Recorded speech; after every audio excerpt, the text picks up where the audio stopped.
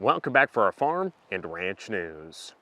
This week, the Biden administration revealed its changes to the 2023 Waters of the U.S. rule in light of the U.S. Supreme Court's decision earlier this year in Sackett v. EPA. But the American Farm Bureau and its state affiliates claim the Environmental Protection Agency's rewrite of WOTUS has failed to bring fairness to farmers and ranchers, adding that the updated rule was conducted without public input. They obviously are in a hurry to get some federal control over of waters that are already regulated by local government, whether it be county or state. They just want to get their hands on control. I don't see it any other way. They did this rule today without any further comment, which is a little bit of a backdoor. And we've said all along, the water that's not regulated by the EPA is already regulated by the state of Wyoming, state of Nebraska, state of California, and we all have to come up to a minimum standard before the EPA goes along with our regulations. So I don't quite understand why they think they have to be the one in charge.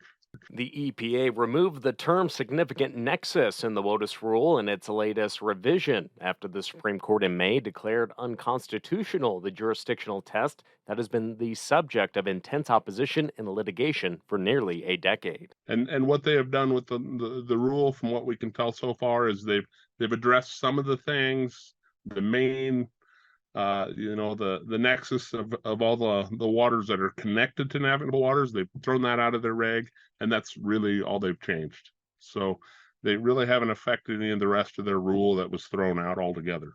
Two separate federal courts have issued a 27-state preliminary injunction against the Biden WOTUS rule, including Montana and Wyoming. Back in July, a federal court in North Dakota denied a motion filed by agriculture and other business interests to completely vacate the rule, saying the Biden administration demonstrated good cause to update its rule after the Supreme Court's decision. Now that the EPA has announced its changes to the WOTUS rule, the North Dakota court will give parties in the case another 21 days to submit proposals for further court proceedings. Why beef? Because it sustains my family's 6th generation family ranch, America, and a good chunk of the world.